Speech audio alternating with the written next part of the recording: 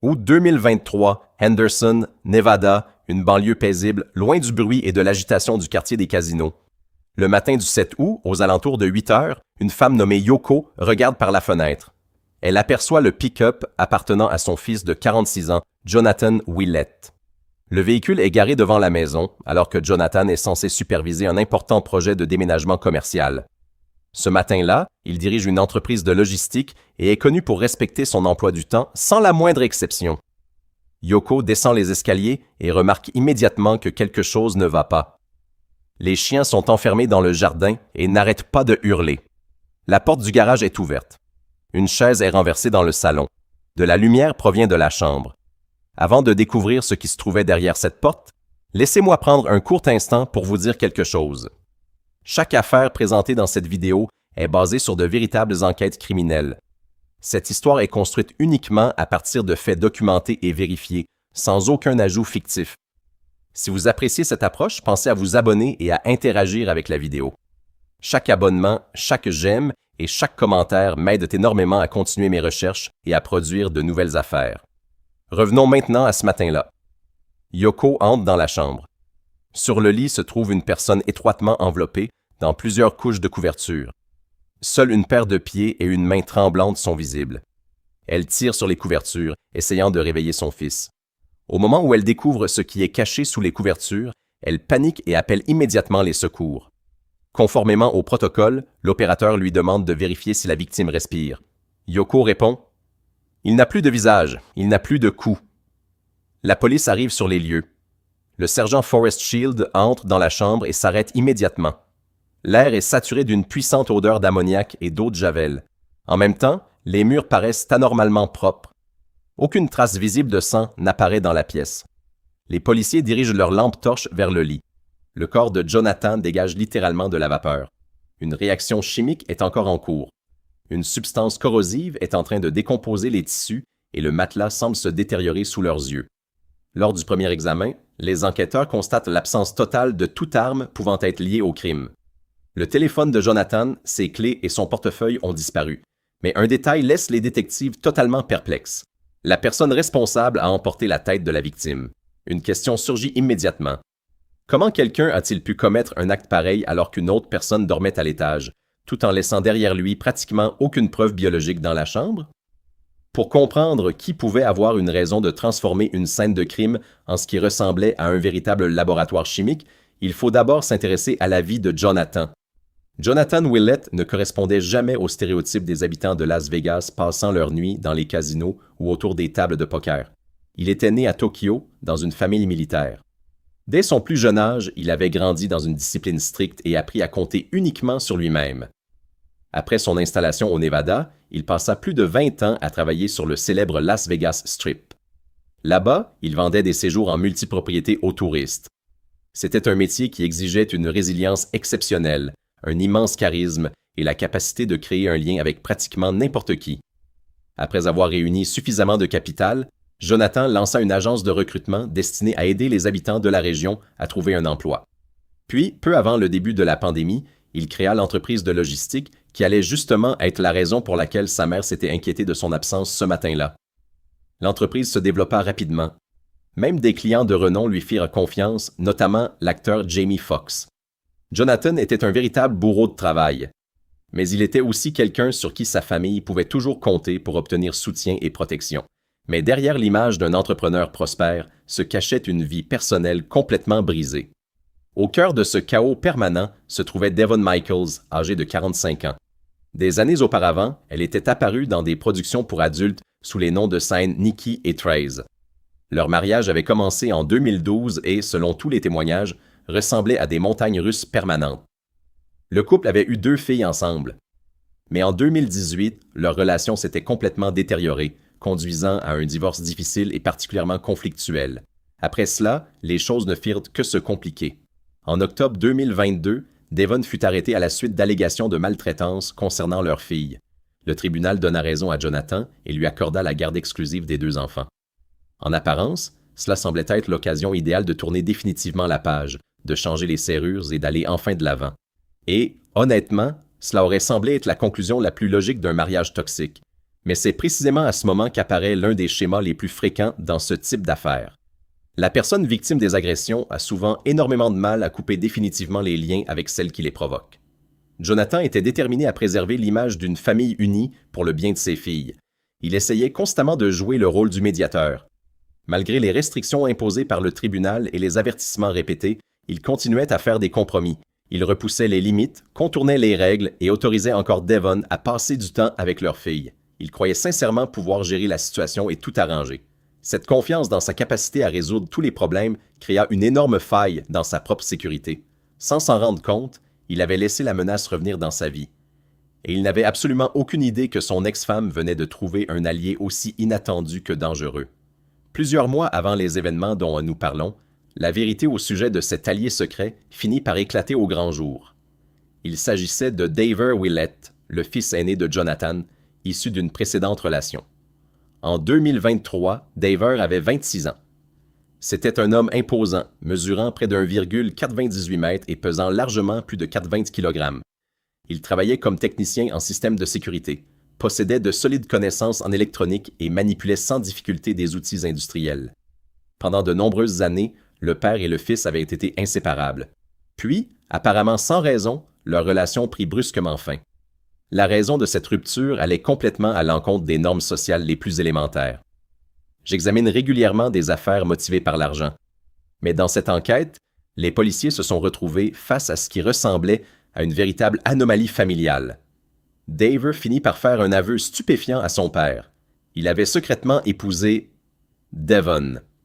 Autrement dit, le fils de Jonathan avait légalement épousé l'ancienne femme de son père. 18 ans les séparaient. Les éléments découverts plus tard laissent même penser que leur relation aurait commencé alors que Daver n'avait que 19 ans. En un instant, il était devenu légalement le beau-père de ses propres petites sœurs. Daver tenta de se justifier. Il expliqua à Jonathan que ce mariage était uniquement administratif, conclu pour des raisons d'assurance, et qu'il n'existait aucune relation physique entre eux. Jonathan encaissa très mal la nouvelle. Il envoya à Daver un message rempli de colère, d'incompréhension et de frustration. La plupart des gens, après avoir appris une chose pareille, auraient immédiatement coupé tout contact avec les personnes impliquées. Mais Jonathan prit une décision qui allait complètement à l'encontre du simple instinct de survie. Sa volonté de maintenir la famille unie pour le bien de ses filles l'emporta sur toute logique. Il élabora un plan qui, même avec le recul, reste difficile à comprendre.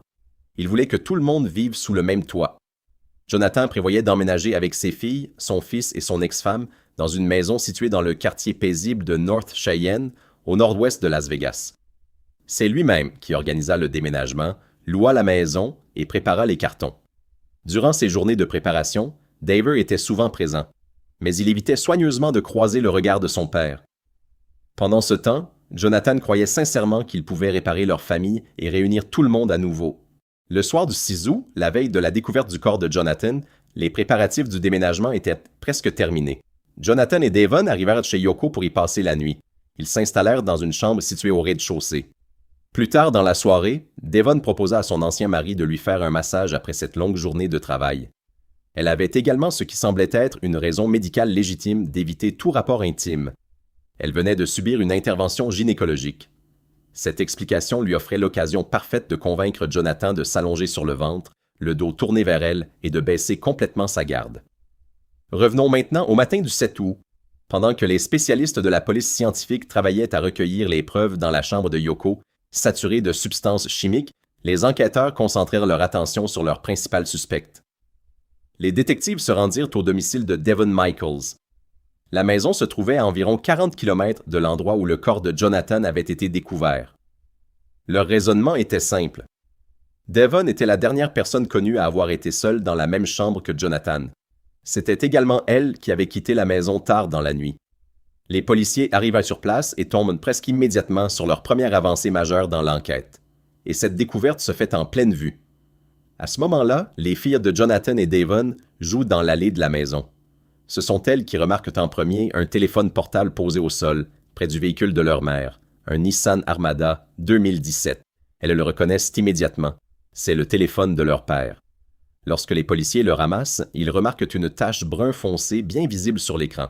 Un premier examen indique qu'il s'agit de sang. Vous savez, après avoir étudié d'innombrables enquêtes criminelles, Je me retrouve sans cesse face au même paradoxe. Réfléchissez-y un instant. Pourquoi quelqu'un consacrerait-il autant d'efforts à éliminer toutes les preuves dans une chambre, utiliserait des produits chimiques extrêmement puissants et ferait tout son possible pour dissimuler ce qui s'est passé, pour ensuite laisser un téléphone couvert de sang juste à côté de son propre véhicule, à un endroit où n'importe qui pouvait le trouver? S'agissait-il d'une simple erreur due à la fatigue après une nuit blanche? Ou bien était-ce le signe que la personne responsable se croyait plus intelligente que tout le monde? Dites-moi ce que vous en pensez dans les commentaires.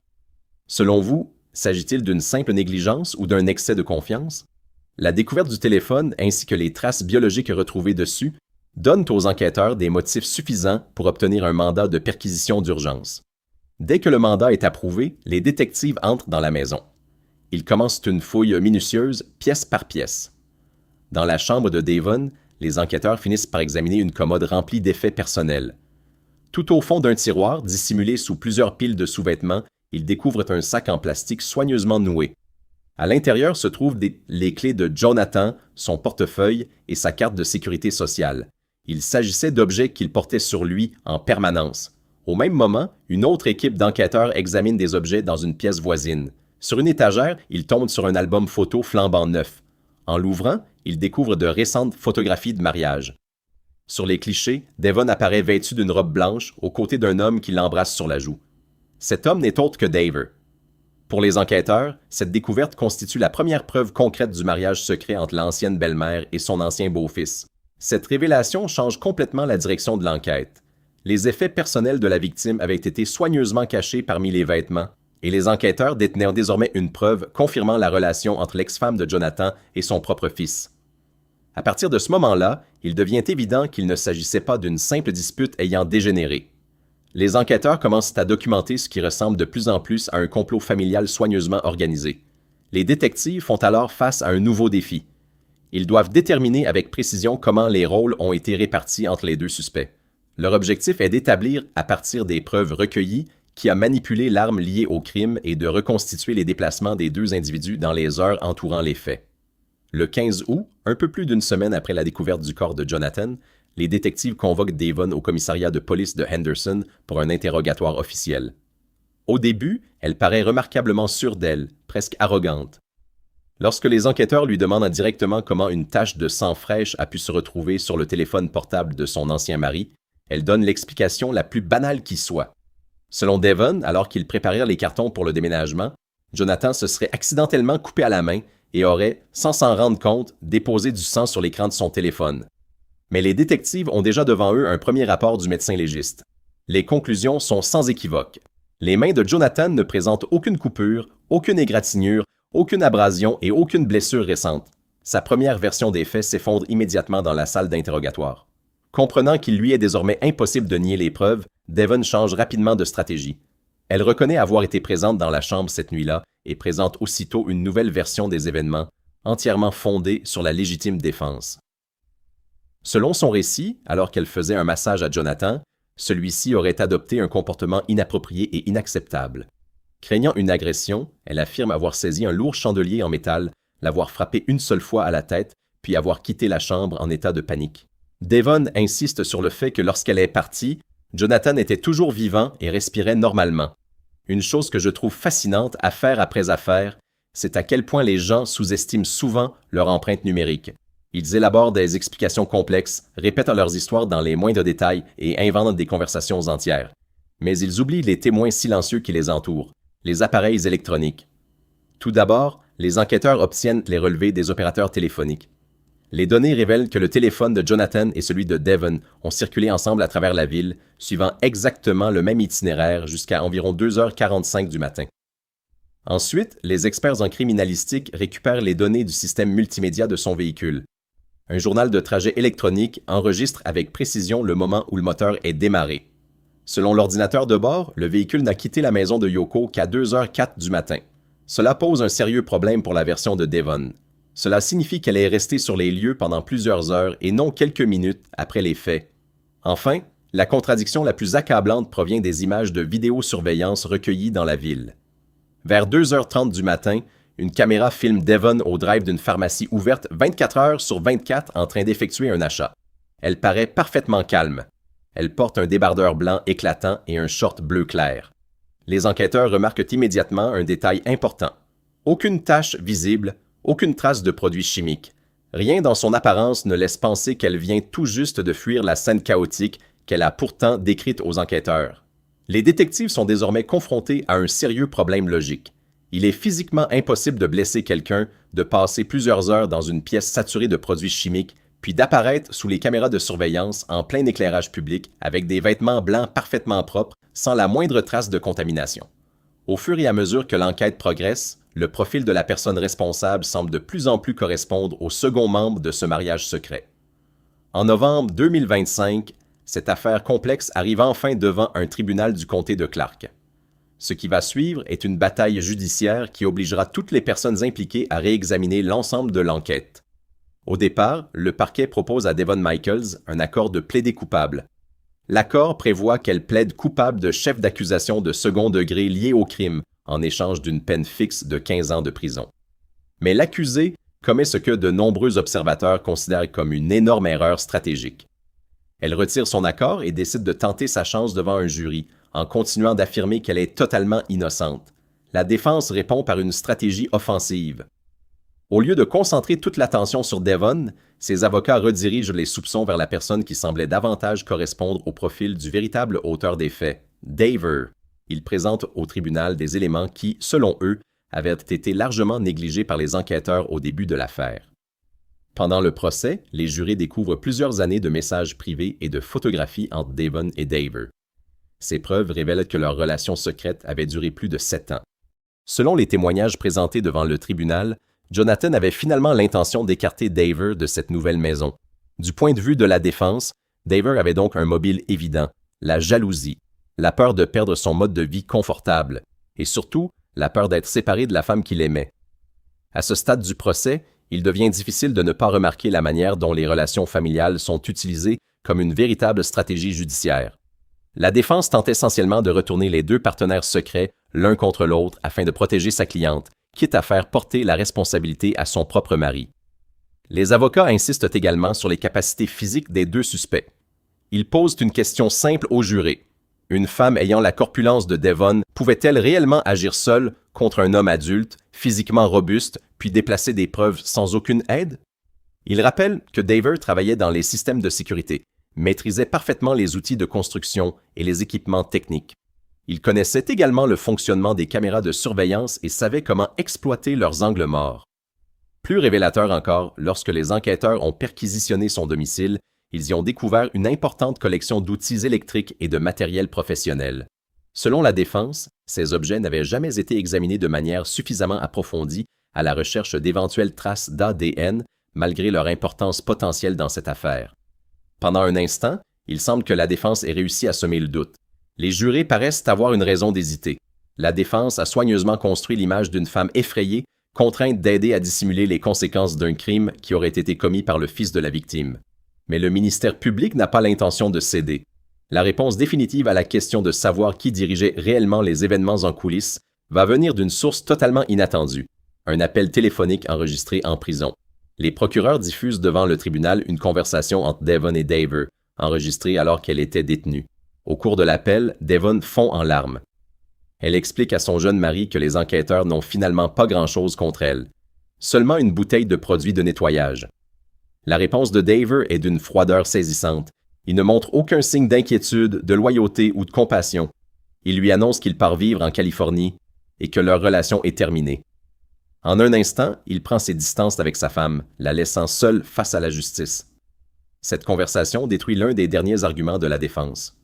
Pour éliminer tout doute, les procureurs reconstituent minutieusement les événements du 6 août. Ce soir-là, Jonathan s'allonge sur le lit de la chambre située au rez-de-chaussée pendant que Devon commence le massage qu'elle lui avait proposé plus tôt. Selon les analyses toxicologiques présentées au tribunal, Jonathan avait consommé de l'alcool ainsi que du tétrahydrocannabinol, THC. Les résultats montrent qu'il était profondément détendu. Ses réflexes étaient ralentis, et peu après, il s'endormit profondément. À partir de ce moment-là, sa taille et sa force physique ne représentaient plus le même avantage. Les procureurs soutiennent qu'une force importante n'était plus nécessaire. Selon leur reconstitution, un seul coup porté avec un objet lourd suffisait à le rendre incapable de réagir. Les preuves présentées devant le tribunal indiquent qu'il n'y a eu pratiquement aucune lutte. Après s'être convaincu que son ancien mari était mort, Devon serait alors passé à la seconde phase de son plan. Selon l'accusation, une scie sabre aurait ensuite été utilisée dans le but de modifier et de dissimuler des preuves.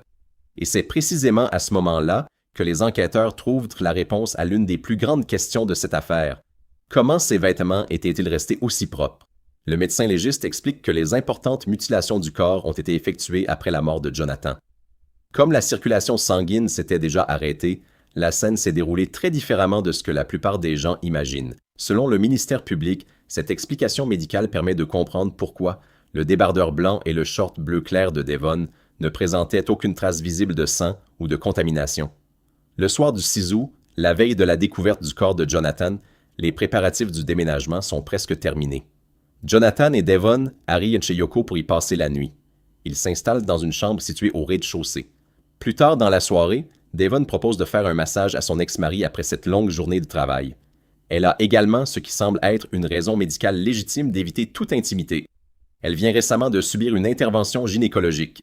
Cette explication lui donne l'occasion parfaite de demander à Jonathan de s'allonger sur le ventre, le dos tourné vers elle et de baisser complètement sa garde. Revenons maintenant au matin du 7 août.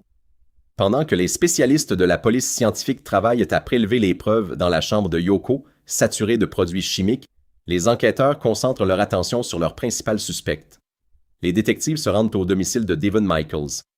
La maison se trouve à environ 40 km de l'endroit où le corps de Jonathan a été découvert. Leur raisonnement est simple. Devon est la dernière personne connue à avoir été seule avec Jonathan dans cette chambre. C'est également la dernière personne à avoir quitté la maison cette nuit-là. Les policiers arrivent sur place et tombent presque immédiatement sur leur première avancée majeure dans l'enquête, et elle se trouve en pleine vue. 10h58 à 14h07. Vous savez, après avoir analysé d'innombrables enquêtes, je retrouve toujours le même paradoxe. Réfléchissez-y un instant. Pourquoi quelqu'un passerait-il autant de temps à éliminer les preuves dans une pièce? Utiliserait-il de puissants produits chimiques et ferait-il tout son possible pour effacer ce qui s'est passé, tout en laissant le téléphone ensanglanté de la victime à côté de son propre véhicule, là où n'importe qui pouvait le trouver? S'agissait-il simplement d'une erreur commise sous l'effet de la fatigue après une nuit blanche? Ou était-ce le signe que la personne responsable se croyait plus intelligente que tout le monde? Dites-moi en commentaire, selon vous, s'agissait-il d'une simple erreur ou d'un excès de confiance? La découverte du téléphone ainsi que les traces biologiques retrouvées dessus donnent aux enquêteurs des motifs suffisants pour obtenir un mandat de perquisition d'urgence. Dès que le mandat est approuvé, les détectives pénètrent dans la maison. Ils commencent une fouille minutieuse, pièce par pièce. Dans la chambre de Devon, les enquêteurs finissent par atteindre une commode remplie d'effets personnels. Tout au fond d'un tiroir caché sous plusieurs piles de sous-vêtements, ils découvrent un sac en plastique soigneusement noué. À l'intérieur se trouvent les clés de Jonathan, son portefeuille et sa carte de sécurité sociale. Ce sont des objets qu'il portait toujours sur lui. Au même moment, une autre équipe d'enquêteurs examine des objets dans une pièce voisine. Sur une étagère, ils tombent sur un album photo flambant neuf. Ils l'ouvrent et découvrent de récentes photos de mariage. Sur les clichés, Devon porte une robe blanche et pose aux côtés d'un marié qui l'embrasse sur la joue. Ce marié, c'est Daver. Pour les enquêteurs, cela constitue la première preuve officielle du mariage secret entre l'ancienne belle-mère et son ancien beau-fils. Cette découverte change complètement la direction de l'enquête. Les effets personnels de la victime avaient été soigneusement cachés parmi les vêtements, et les enquêteurs disposent désormais d'une preuve confirmant la relation entre l'ex-femme de Jonathan et son propre fils. À ce moment-là, les conclusions du médecin légiste sont déjà posées sur la table devant les détectives.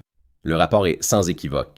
Les mains de Jonathan ne présentent aucune coupure, aucune égratignure, aucune abrasion, ni le moindre signe de blessure récente. Sa première version des faits s'effondre immédiatement dans la salle d'interrogatoire. Comprenant qu'il est désormais impossible de nier les preuves, Devon change rapidement de stratégie.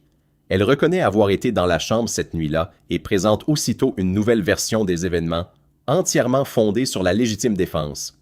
Selon son récit, alors qu'elle faisait un massage à Jonathan, celui-ci aurait eu un comportement inapproprié et inacceptable. Craignant une agression, elle affirme avoir saisi un lourd chandelier en métal, l'avoir frappé une seule fois à la tête, puis s'être enfuie de la chambre, prise de panique. Devon insiste sur un point. Lorsqu'elle est partie, Jonathan était toujours vivant et respirait normalement. Une chose me fascine dans Affaire après Affaire. Les gens sous-estiment très souvent leur empreinte numérique. Ils élaborent des explications complexes, répètent des histoires détaillées et inventent des conversations entières. mais ils oublient les témoins électroniques silencieux qui les entourent. Premièrement, les enquêteurs obtiennent les relevés téléphoniques auprès des opérateurs. Les données révèlent que le téléphone de la victime et celui de Devon ont traversé la ville ensemble, en suivant exactement le même itinéraire, jusqu'aux environs de 2h45 du matin. Deuxièmement, les experts en criminalistique récupèrent les données du système multimédia embarqué de son véhicule. Un journal électronique des trajets, appelé TripLog, enregistre précisément le moment où le moteur est démarré. Selon l'ordinateur de bord, le véhicule n'a quitté la maison de Yoko qu'à 2h04 du matin. Cela pose un sérieux problème à la version de Devon. Cela signifie qu'elle est restée sur les lieux pendant plusieurs heures et non quelques minutes comme elle l'affirmait. Enfin, la contradiction la plus accablante provient des images de vidéosurveillance recueillies par les caméras de la ville. Vers 2h30 du matin, les caméras montrent Devon au drive d'une pharmacie ouverte 24 heures sur 24 en train d'effectuer un achat. Elle paraît parfaitement calme. Elle porte un débardeur blanc éclatant et un short bleu clair. Les enquêteurs remarquent immédiatement un détail important. Aucune tache visible, aucune trace de produits chimiques. Rien dans son apparence ne laisse penser qu'elle vient tout juste de fuir la scène chaotique qu'elle décrira plus tard aux enquêteurs. Les détectives sont désormais confrontés à un problème logique majeur. Il est physiquement impossible de blesser quelqu'un, de passer des heures dans une pièce saturée de produits chimiques, puis d'apparaître quelques instants plus tard sous les caméras de surveillance vêtu de vêtements blancs impeccables sans la moindre trace de contamination. Au fur et à mesure que l'enquête progresse, le profil du véritable responsable semble de plus en plus pointé vers le second membre de ce mariage secret. En novembre 2025, cette affaire complexe arrive enfin devant un tribunal du comté de Clark. Ce qui suit donne lieu à une bataille judiciaire qui oblige toutes les personnes impliquées à reconsidérer l'ensemble de l'enquête. À l'origine, le ministère public avait proposé à Devon Michaels un accord de plaider coupable. L'accord prévoyait qu'elle reconnaisse sa culpabilité pour des accusations moins graves liées au crime, en échange d'une peine fixe de 15 ans de prison. Mais l'accusée prend ce que beaucoup considèrent comme une énorme erreur stratégique. Elle retire son accord et décide de tenter sa chance devant un jury, tout en continuant à affirmer qu'elle est totalement innocente. La défense adopte alors une stratégie agressive. Au lieu de concentrer son argumentation sur Devon, ses avocats détournent l'attention vers la personne qui, selon eux, correspond davantage au profil du véritable auteur des faits. Daver. Ils présentent au tribunal plusieurs éléments qui, selon eux, auraient été largement négligés par les enquêteurs au début de l'affaire. Pendant le procès, les jurés découvrent des années de messages privés et de photographies entre Devon et Daver. Les preuves révèlent que leur relation secrète avait duré plus de 7 ans. Le projet soudain de Jonathan de réunir toute la famille sous le même toit menaçait de détruire cet équilibre. Selon les témoignages entendus au tribunal, Jonathan prévoyait d'écarter Daver de cette nouvelle organisation familiale. Pour la défense, Daver avait donc un mobile évident, la jalousie, la peur de perdre son mode de vie confortable, et surtout, la crainte d'être séparé de la femme qu'il aimait. À ce stade du procès, il devient difficile de ne pas remarquer à quel point les relations familiales sont utilisées comme une véritable arme dans la salle d'audience. La défense tente essentiellement de retourner les deux partenaires secrets l'un contre l'autre afin de protéger sa cliente, au détriment de son propre mari. Les avocats insistent également sur un autre point, les capacités physiques. Ils posent une question simple aux jurés. Une femme de la corpulence de Devon pouvait-elle réellement agir seule contre un homme adulte, en pleine possession de ses moyens, puis déplacer des preuves sans aucune aide? Ils rappellent que Daver travaillait dans l'installation de systèmes de sécurité. Il possédait une grande expérience dans l'utilisation d'outils de construction et d'équipements techniques. Il connaissait également le fonctionnement des systèmes de vidéosurveillance et savait comment exploiter leurs angles morts. Plus troublant encore, lorsque les enquêteurs ont perquisitionné son domicile, ils y ont découvert une importante collection d'outils électriques et d'équipements. Selon la défense, ces objets n'ont jamais été examinés de manière suffisamment approfondie pour rechercher d'éventuelles traces d'ADN, malgré leur possible lien avec cette affaire. Pendant un instant, il semble que la défense soit parvenue à semer le doute dans l'esprit des jurés. Mais le ministère public est loin d'avoir dit son dernier mot. La réponse définitive à la question de savoir qui dirigeait réellement les événements en coulisses va venir d'une source totalement inattendue, un appel téléphonique enregistré depuis la prison. Les procureurs diffusent non devant le tribunal une conversation entre Devon et Daver, enregistrée alors qu'elle était en détention. Au cours de l'appel, Devon fond en larmes. Elle explique à son jeune mari que les enquêteurs n'ont finalement pas grand-chose contre elle, seulement une bouteille de produit de nettoyage. La réponse de Daver est d'une froideur glaçante. Il ne montre aucun signe d'inquiétude, de loyauté ou de compassion. Au contraire, il lui annonce qu'il part vivre en Californie et que leur relation est terminée. En un instant, il abandonne sa femme à son sort et la laisse affronter seule la justice. Cette conversation détruit l'un des derniers arguments de la défense. Pour lever les derniers doutes, les procureurs reconstituent minutieusement le déroulement de la nuit du 6 août.